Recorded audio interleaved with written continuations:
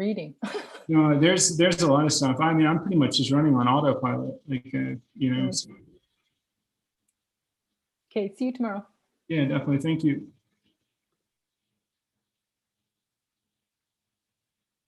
All right, Adam, you ready to go? It's yeah, recording. definitely. And have a good night. Thank you. Yeah, thanks.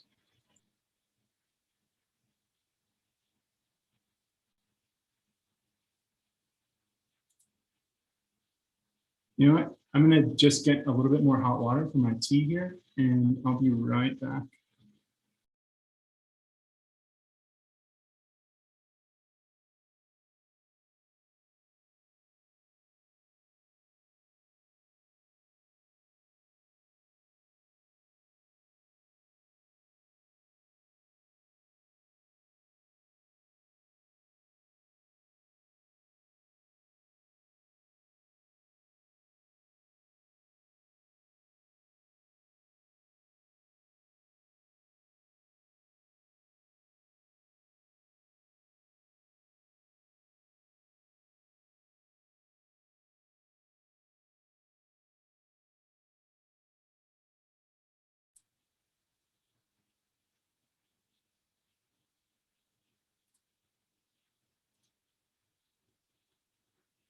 Okay, so we've got our first raised hand here.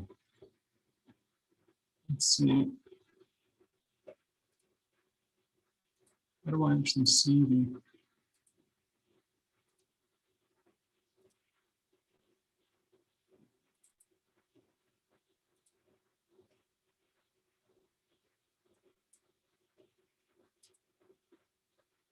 Okay, Kate, I just promoted you. You should be able to talk if you want to, if you've got a question.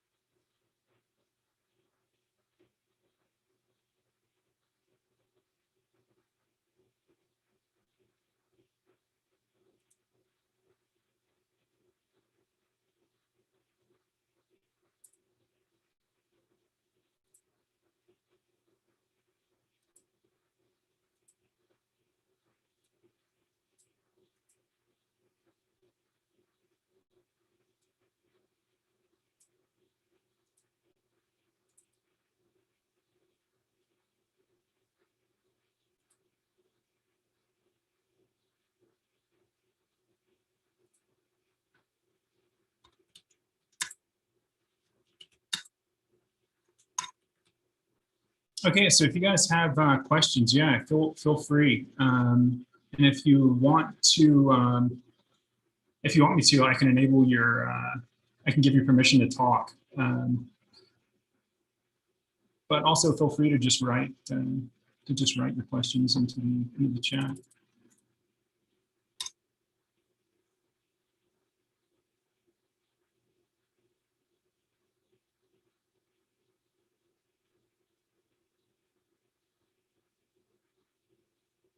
$27 people here.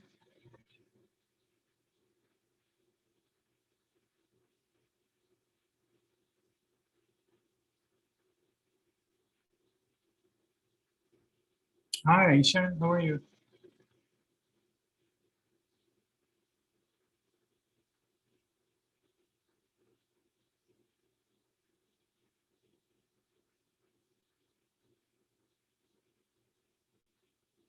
Oh, hi, Anatole, how are you, man?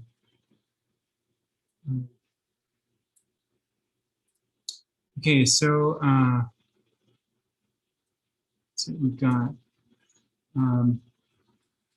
yeah, so we've got a question from Katie about the best way to explain a concept like nirvana to somebody who is unfamiliar with Buddhism. Well, Kate, should I guess, you know what, let me ask first, is this somebody who has no idea of who's never heard of any of the concepts presented in Buddhism? Or is this somebody who who's kind of like familiar with Buddhism and they understand things like karma cause and effect, and never known about Buddhism. Well, you kind of got to start from the bottom, don't you? So obviously, first thing you do is you teach the pen, right? I mean, you need to establish. I think it was kind of interesting. When Geshe Michael first started teaching us the Lam Rim, he started by saying, it's going to take us like 10, 15, 20 years to complete this book. And, we're just starting out, and, you guys just prepare, because it's going to be a long journey. And the first year of the teaching, Geshe Michael actually went to the end of the book. Geshe Michael actually went to the end of Pabonken Rinpoche's presentation of liberation in your hands. And he grabbed the section on emptiness, and he grabbed the section on meditation, and he taught those first, because he felt like those were going to be, that was going to give you the proper tools that you need in order to approach each one of the topics as they're presented in the Lam Rim. So you kind of have to have a really thorough understanding of emptiness and meditation first, but through teaching the pen, you can establish things like karma and karmic cause and effect. And then you can lead to teach people the Four Noble Truths, which establishes where suffering is coming from, the fact that it has a path, that there's a path to turn that off. And through establishing the Four Noble Truths, you can kind of lead into teaching about nirvana and how to eliminate your mental afflictions one by one after you've seen emptiness directly. So in order to get to nirvana, you have to systematically, Nyundut Malupar Pambe Sosor Tango, which means having, you've eradicated your mental afflictions one by one, using what you learned when you saw emptiness directly. So you begin to apply that on the bodhisattva levels, and to quickly remove, on some paths quickly, on other paths not so quickly. You begin to move away and remove your mental afflictions. So it's kind of that actually, how do I put this? They say that on the debate ground, proving the possibility of reaching a state like nirvana is actually one of the hardest things that you can do. It's one of the most advanced it's one of the most advanced streams of thought to follow. And it requires a lot of groundwork in order to build up to proving it. So I can talk about things like nirvana, and I can define them, and I can talk about their characteristics, and I can define something like the 5 paths, and I can say how, nirvana is, here on the, it's path 4 out of the 5 paths. And we can clearly kind of talk about what nirvana is. We can put it in its place, and we know its characteristics, we know its qualities, but it's a much different thing to actually prove something. And it can take hours and hours and hours and hours to actually prove the existence of nirvana, because you got to kind of start from the bottom. But I know that's kind of a long-winded way of explaining it. So you're saying if we understand emptiness and karma, we can use this to reach nirvana. We can also get rid of our mental afflictions. This is, yeah, so that's my mom. Actually, my mom just asked that question. Well, yeah, but it's a little bit, yeah, totally. Well, that's it. So, so Catherine just brought up a very interesting point. So it's using our understanding of the two husbands in the kitchen to properly respond to the situation, which will bring about, which will bring us to a state of nirvana later. So it's only by understanding something like the two husbands in the kitchen and really working with that every time it comes up, every time you have any type of suffering or pain in your life, to look at it through that light. Yeah, definitely. It's let me slow down here. Yeah, because it seems like with Catherine kind of added to the discussion, and you know, my mom asked a question. She said, "So you're saying if we understand emptiness and karma, we can use this to reach nirvana, and we can also get rid of our mental afflictions?" Yeah, I mean that's what I'm saying, but there's a lot of detail in there.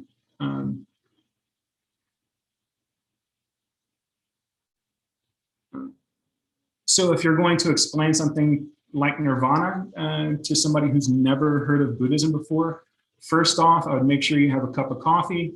I'd make sure that they have, a half hour or so free to kind of lay everything out.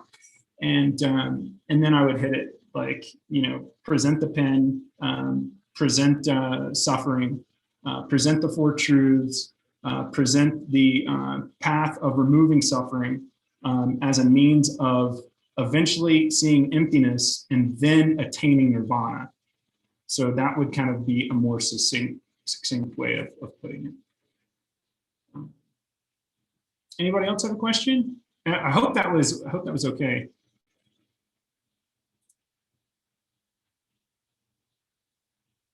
Yeah, and obviously that's where Catherine's comment kind of functions into this whole answer, is that you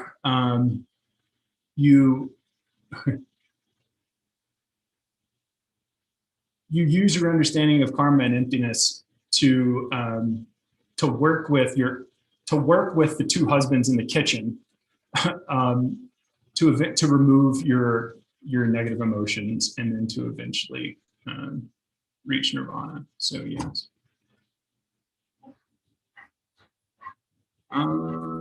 We still got 40 minutes. You guys start firing them away.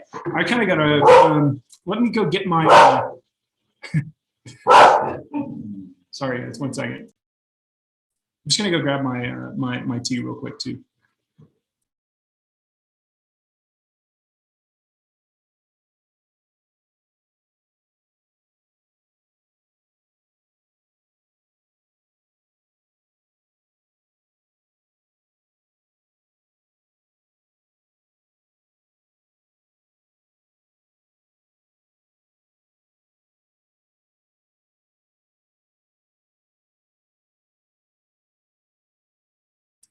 I mean, it's an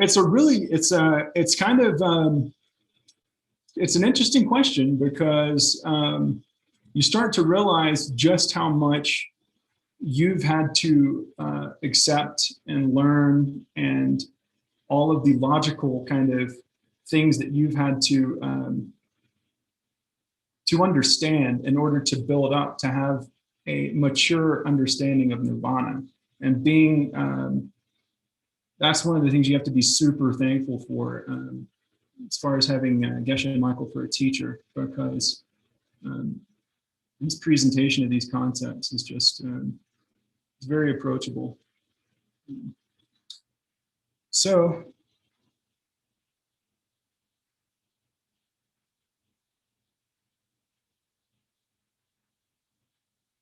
for someone non-religious, well, it's interesting, because that's essentially the way that you would present it. Okay, so can you explain reality and ultimate reality for someone non-religious? So this would be the basic DCI presentation of the two truths. Is there anybody here that can teach the the two husbands? Or Spanish rec? Are you guys familiar with the two husbands? The two husband presentation? Geshe Michael's presentation of the two realities.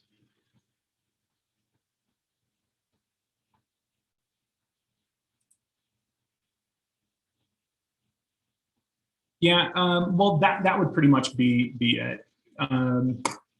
It's interesting though. I mean, if you guys want to, we can talk about the two realities.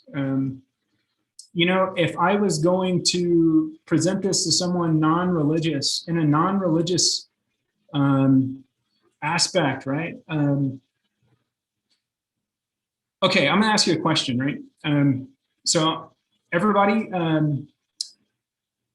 everybody participate if you can. So I'll ask a question. You guys just answer in the chat.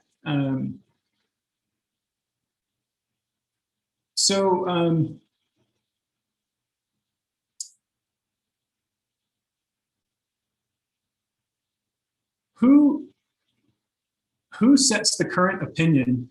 Who sets the current worldview for our planet today? Who tells us?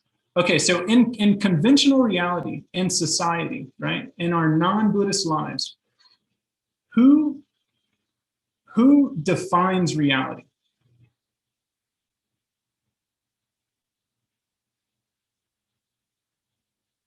Okay, so we're going to take a leap here, and I'm going to say, well, yeah, what we do, but I'm talking more from like, okay, so if I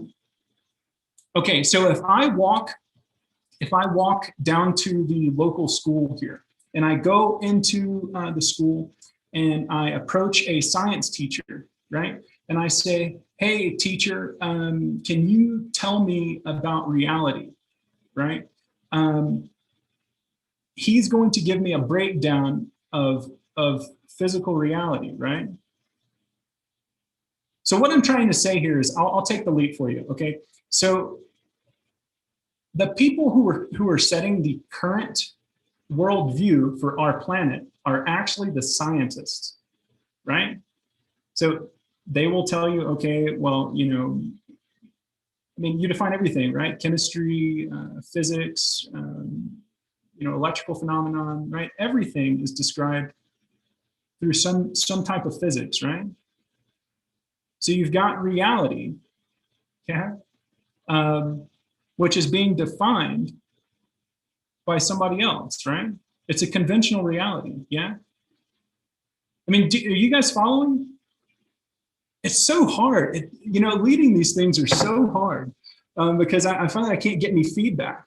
So, Geshe Michael today in my text, excuse me, in my class, in my last class, we talked about what's called inborn things that you learn, like things that are wrong, right? That you learn from society after you're born. So like in some cultures, it's okay and it's accepted to eat meat, right? So there are certain cultural norms that are assumed by somebody that's born into that society. So in the same way, we're all born into this reality. And from the time that we're very small, we go into a science class, we go to school, and we have people define to us the nature and the characteristics of our reality, right? So I have not forgotten the question. The question was, how would you explain this to somebody? How would you explain the two truths to somebody who is non-religious? If I was going to explain it to somebody who is non-religious, I would come at it from their perspective, which means that I would bring an understanding of quantum mechanics, of physics, right? And how quantum mechanics actually supports the nature of, how quantum mechanics actually supports highest middle way philosophy, right? So I would tie in if I'm trying to talk to somebody whose understanding is non-religious, I have to come at it from their level. And so if we're going to talk about reality, I have to assume that they also accept the conventions of society. And the conventions of our society are such that it's pretty easy, actually, to teach the two husbands using something like the double slit experiment from physics. So you guys have seen Geshe Michael present that, right? Where he talks about the double slit experiment, right? He's done it at a few of the long rounds.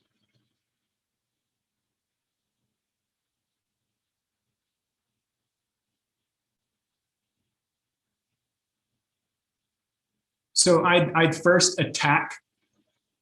So you have to attack, but it's really weird though too, because every time I go into talking about how I would go into a debate with somebody, you also have to remember that you cannot engage in a debate with somebody who is not actively seeking to learn what it is that you're trying to prove. So you can't just go into a debate with anybody. That person has to actively be trying to understand the difference between the two truths. You see what I'm saying? So if I'm going to have that conversation with somebody, and we're going to talk about the two truths from a non-religious standpoint, then but I think it's really interesting because I really don't think Buddhism is all that much of a religion. I think it's just a description of reality, and I really don't find it to be that quote unquote religious.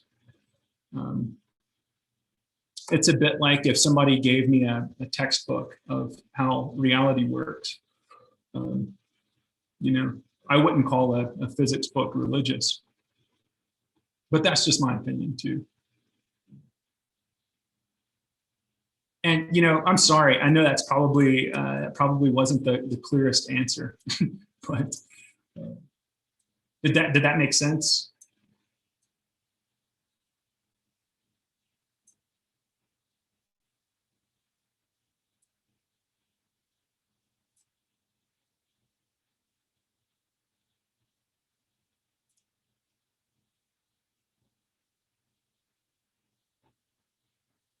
Okay.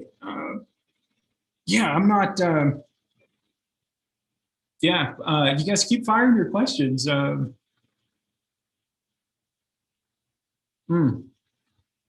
the three levels, the very hidden things must be proved by scriptural authority. How can I tell if they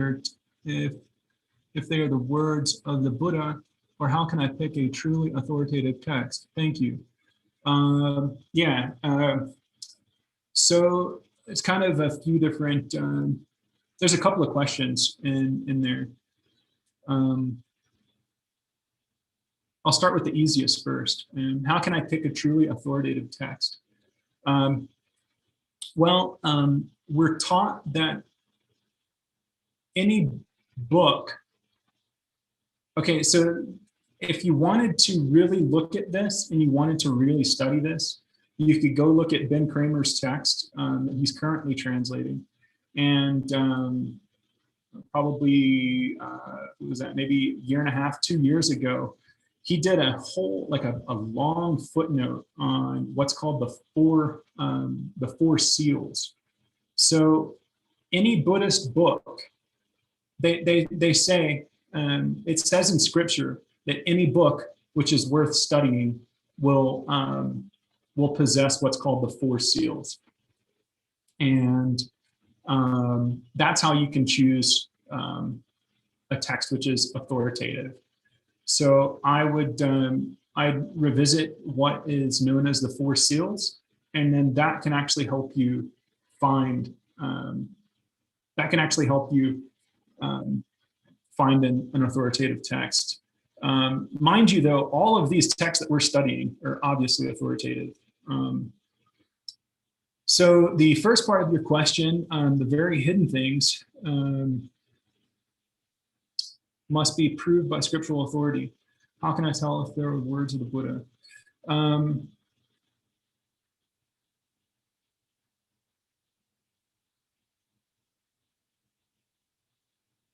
It's a very interesting question, because you're asking for proof that Lord Buddha actually spoke that, right? And yeah, that would have to be done through deduction because you're not in a place where you can directly kind of perceive the Buddha speaking. So because you don't have direct perception of the Buddha speaking these words, you have to rely on deduction to discern whether or not he did say these words. The interesting thing about that, though, and this is something, this is something that, and Bertha, I'll get to that in just a second. So, like if I, like, for instance, my mom's on the call, right? Like she's been she's been dialing in and connecting to these calls. And it's really interesting though, if I asked for proof, right? Like if somebody asked me to prove who my mom was, right? How would you go about proving who your parents were? Anybody? How can I prove who my parents are?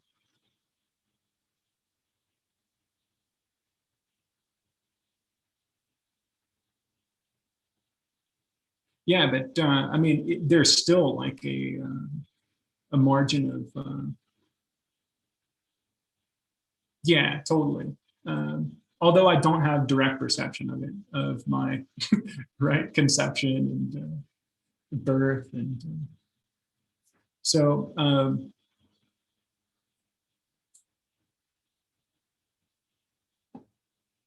yeah. But see, the thing about this is that all of these things could be faked. Like none of these things is actual proof. Is what I'm trying to say. Right. So if I went to the government, like if I went to, I mean,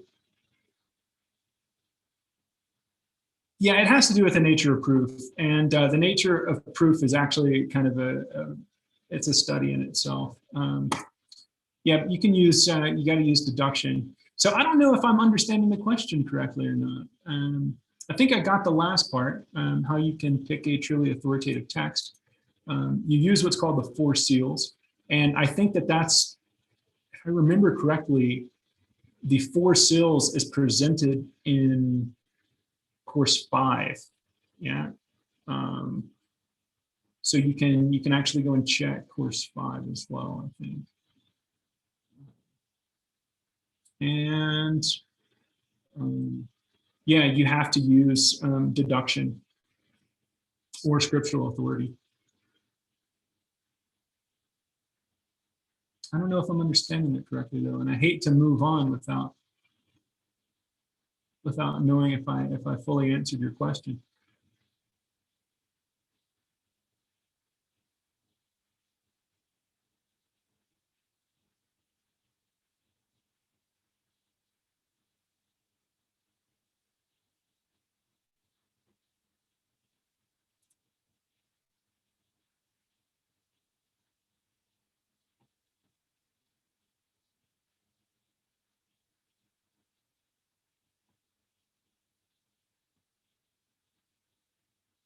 So was that did that answer your question? I don't feel like I answered the question, to be quite honest. That's why I'm having a hard time moving on.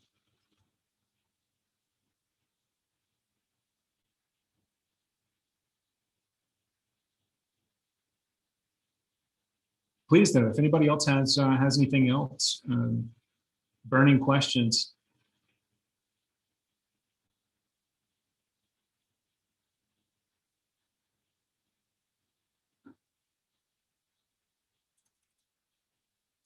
Yes, we've got another comment down here.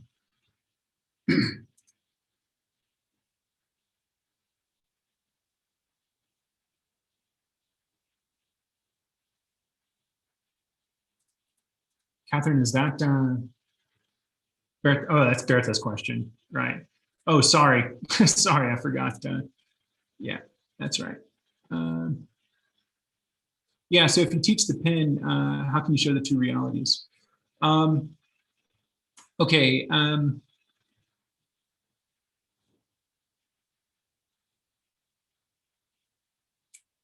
I like to think of it this way.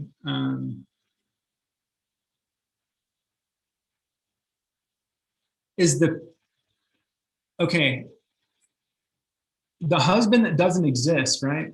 Is the husband that is coming. If the husband that doesn't exist is the husband who gets upset because of traffic or because he's hungry, right? If that is the husband who, that's the two-headed purple elephant in the room, right? So the pin, which came from a factory, that was put together by people in a factory and assembled in a box that I bought at a store. That's another version of the two-headed purple elephant.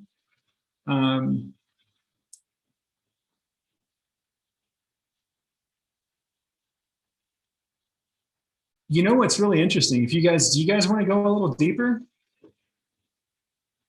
So I find myself that I want to say something that I haven't heard Geshe Michael really said before, because we've all heard the presentation of the two truths, right? So one of the ways that we can look at the two realities, or the two truths, is, okay. So like I said, we're going to go deep. So you guys stay with me here, okay?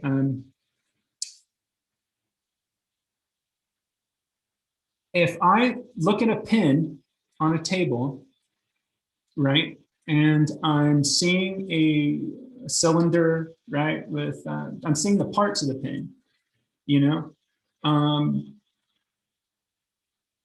all I see really is color and shape, right?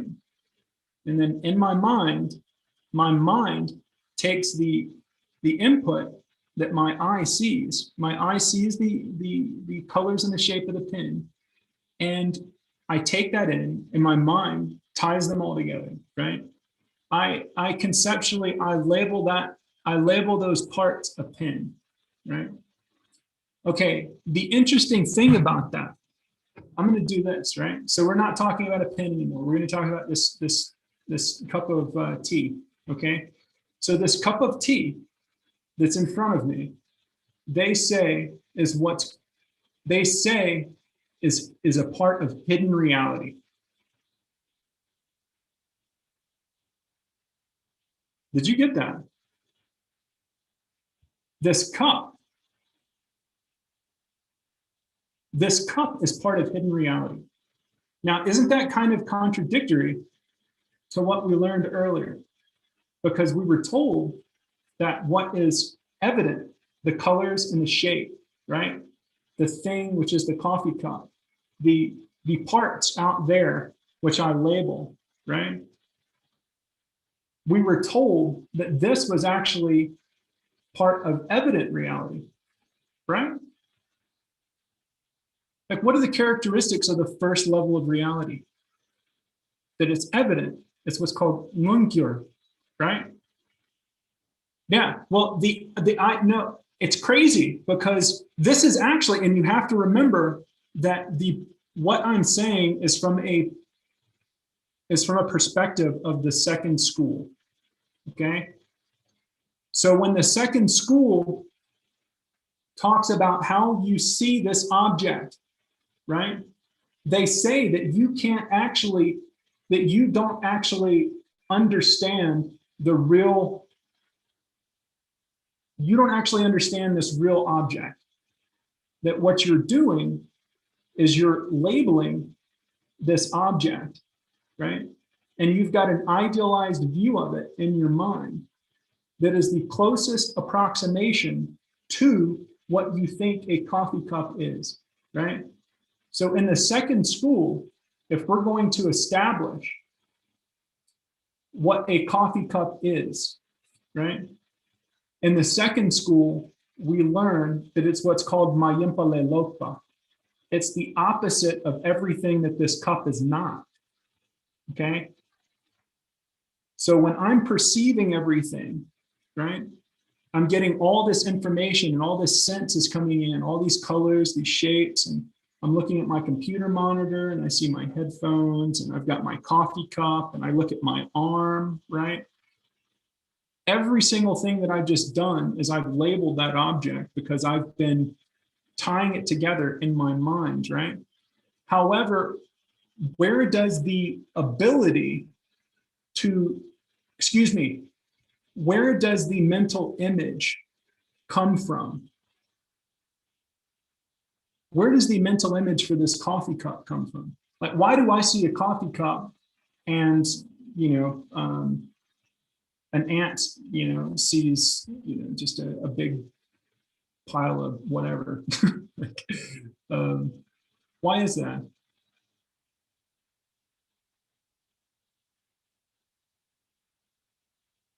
It's from the seeds, right? So in the highest middle way, so we're no longer in the second school, but in the highest middle way, they say that there's no difference between the object and the mental image. So what I'm trying to say is that the characteristics of this coffee cup is actually something that I can only understand if I conceptualize it. And because of that, that's why they define it. That's why they say that it is hidden. You see what I'm saying? That if you have to use mental images to understand something physical, you're not actually getting at that object, but you are actually getting at just mental images. Do you see what I'm saying? Your understanding of all of these objects is just an approximation. And because of that, that's another way that you could teach the two truths, using the pen, right? Bertha. Is I would say that the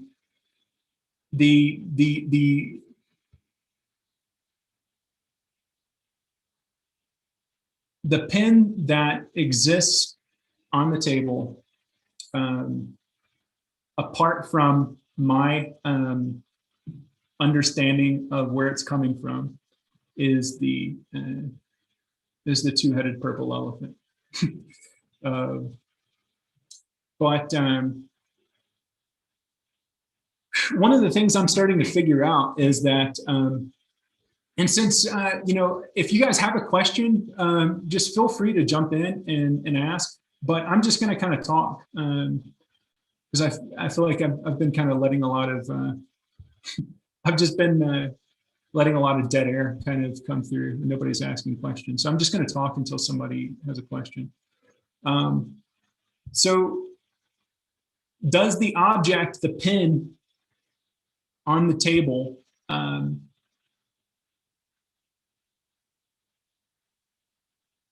does the object on the table exist the way I think it does?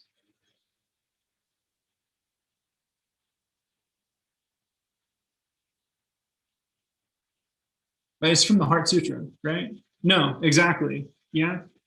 So we know that the object doesn't exist the way it appears to us. Yeah. So how can we get deeper and deeper understandings of the actual object?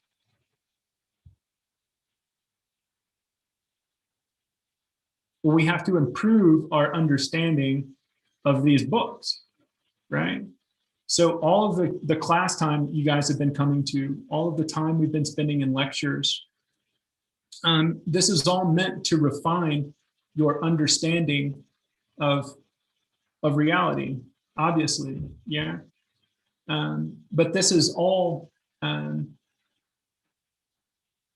part of it. Like so far we've talked about, okay, so there's a cool idea. I thought it would be cool, Berta, to write a book that focused specifically on how each one of the 4 Tibetan Buddhist schools, or the 5, if you wanted to split the Madhyamika, how each one of the schools sees the 2 truths. So how does each one of the Buddhist schools view the 2 truths? And I think it'd be interesting to see like an essay, if somebody went through and wrote like a small essay or a book or something on how the view of the 2 truths changes, from the first school, the Abhidharmas, to the Sutrists, to the mind only, and then to the Madhyamika. I think that'd be really interesting, because that's essentially how you define each one of the Buddhist schools, is by how their opinions on emptiness differ, right? So you define the Tibetan Buddhist schools by how they view emptiness and how they describe emptiness, right? So it's a really cool question, Berta, and how do you teach the pen? So here's a question for you: is the presentation of the pen a Madhyamika presentation, or is the presentation of the pen a mind-only presentation? Is it highest middle way? Is it? I always thought it was very interesting, because Geshe-la always talks about the pen as if it's the cylinder, the colors and the shape on the table. And yeah, totally. But it always sounded kind of like a mind-only presentation, because the way that Geshe Michael talks about the pen and the dog and the human, it sounds very 50-50, right? The pen's kind of bringing its colors and its shapes, and I'm bringing my label of it. That was a question we had. I can't remember, we asked Geshe Michael that question a few years ago. And I think it's true. It's according to the audience, definitely. Because where do you want to go with your presentation of the pen? What's the next step? What like we talked earlier about the presentation of nirvana, right? To somebody who's not familiar with Buddhism. But where's a really beautiful place to take the discussion after you teach somebody the pen? Well, one of the most beautiful things I've ever heard, right? Well, yeah, definitely, emptiness, definitely. Well, I would go from applying the concepts of emptiness, right? I would go from applying the concepts of emptiness to the pen to applying them to my own body, my own mind, right? So if I can create things like pens, and I can create things like $250 million diamond businesses, then I can also create the karma to view my body as being holy and pure, and I could create the karma to see my body as that of an angel, right? So I think, for me, the natural progression of presenting someone emptiness, if you find that the person you're talking to is suitable, right? If they are suitable to teach these things, then I think a very beautiful place to take the discussion of emptiness is to applying it to your own enlightenment. And right, so you take the pen and then you superimpose your own body, right? And you talk about purifying your town and creating a beautiful paradise out of your town. right? And purifying your world, and purifying your flesh, and purifying your blood. And then that's the goal, right?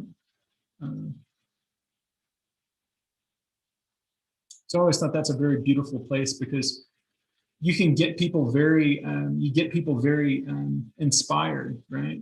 And people start to think to themselves, oh, well, you know, they think about all their suffering, and they think about all the things that they want, and all the good things out of life that they want.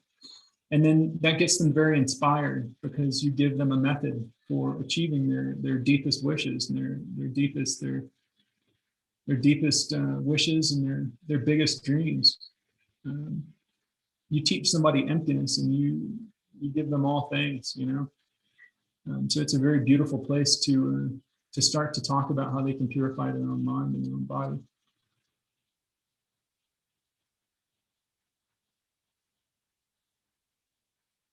Got 8 more minutes. I'm gonna stay here all 8 minutes. So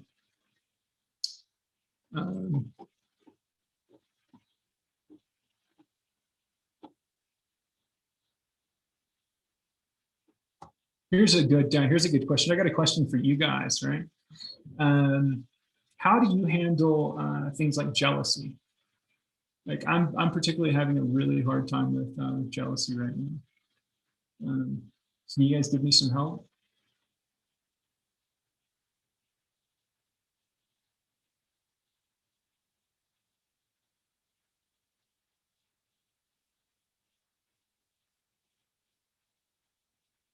Come on, all you DCI teachers and things.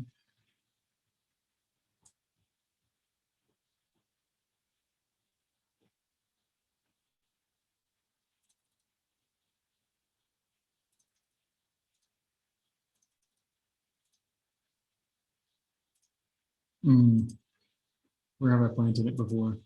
Oh, well, you know what? Here's a question, right? This is something I used to ask. So if I'm jealous of someone, does that mean that I want to take what they have and have it only for myself? Like if I see somebody driving a car, right? You recognize that the person you were jealous of is coming from you. Totally. Yeah.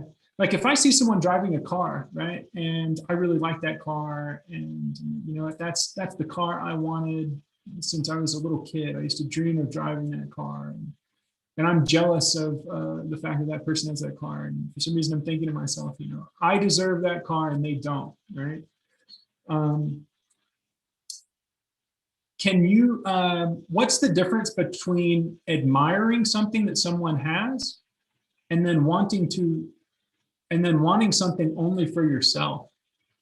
You guys see the difference? My good seats, see others doing well. Oh, totally. That's okay. So Tong Lin. Totally. No, thank you guys. Yeah.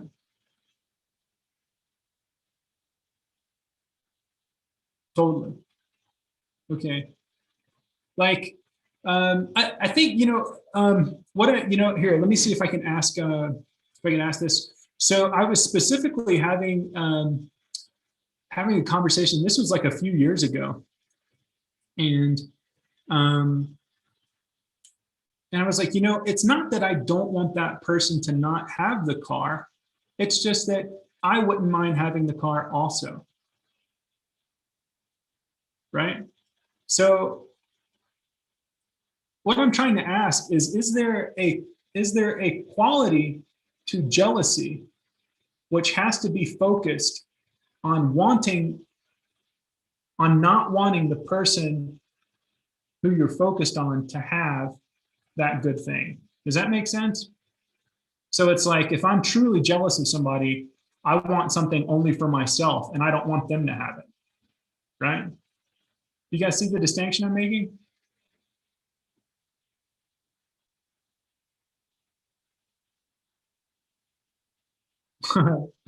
Yeah, yeah. It's true. I mean, I planted the seeds to see them have the car as well, right? Yeah, totally. That's a good way of looking at it as well, definitely. I mean, what does that say about all of us to have such a beautiful teacher?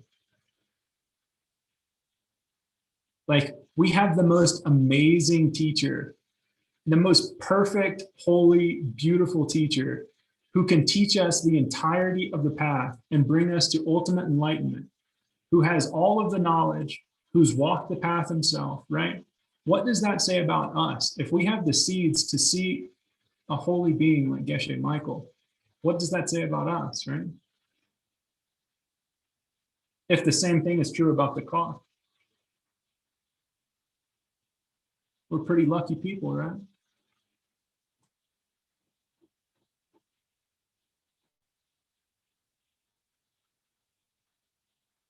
Thank you guys. Thank you for your input. I like this. Totally. I mean, this is coming from me, right? Tong Lin, definitely. Showing gratitude. It's my good seeds to see others doing well, right? Rejoice in that. I'm just reading some of the comments here. I think these are very beautiful. Thank you.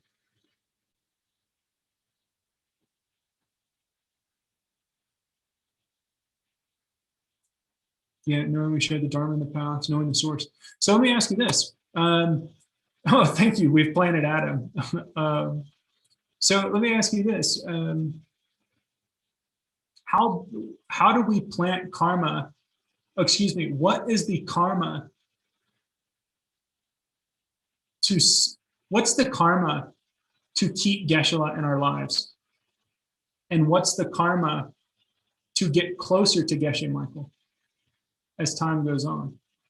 So what's the karma to keep our teacher in our lives, and what's the karma to get close to them?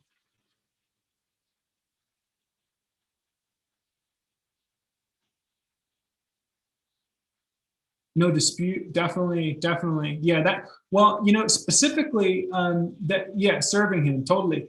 It's interesting, the no dispute thing, that specifically relates to Geshe Michael, to Geshe Michael's life, right? So if the students are bickering, then it actually decreases the life of the Lama. Um, so fighting amongst the students actually hurts the Lama's body. Um, and I think it's very interesting, right? It's very interesting because if you are, we as Geshe Michael Sangha, right? We are all representatives of the Dharma in this world, right? So as Geshe Michael's students, um, we have a responsibility, right, to practice the Dharma well, to be good examples of it, right? So I think it's very interesting, though, that if instead of cooperating and getting along and working together, if students begin to fight and are jealous, right? Um, and I'm doing a mini confession right now. So thank you guys for letting me confess. Um, but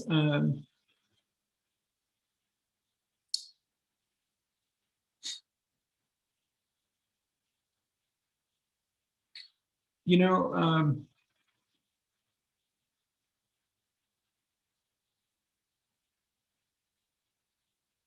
you're attacking you. So let me ask you a question. Okay, so it's 8 o'clock. So we've got what was it, like 5 more minutes or so? Let me ask you guys a question. So why is it that fighting amongst the students of a teacher would hurt the life force of the Lama?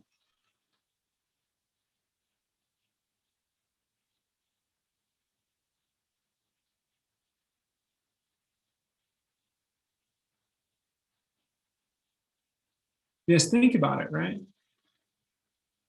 how is that fighting amongst the students, right? Like an attack on the body of the Dharma. You see what I'm saying? And because you're attacking the body of the Dharma, you're also attacking the body of the teacher. Do you see what I'm saying? Because you are a part of the Sangha. And when you go to fight with other parts of the Sangha, it's like you're fighting with yourself, right? You see what I'm saying? Yeah, our teacher's the representative of the Dharma. So if you're attacking the body of the Dharma, meaning your Dharma brothers and your Dharma brothers and sisters, then you're actually hurting the body of the Dharma, which would make sense as to why you would see a ripening, like your teacher getting sick, right? Or your teacher getting older. Also eliminating good seeds. Yeah, totally. Because the seed and the seed are the same. Yeah.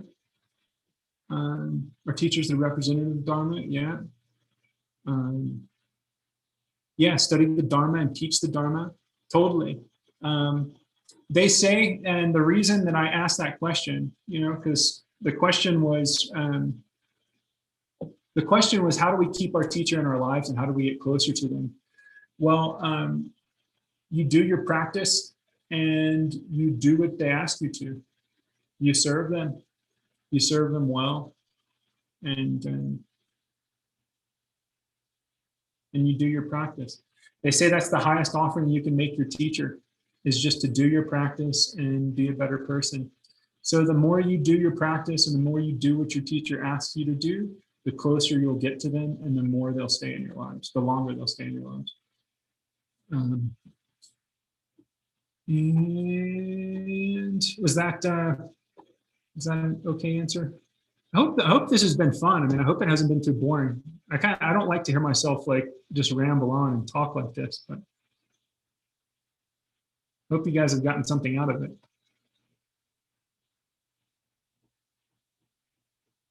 Cool, very cool.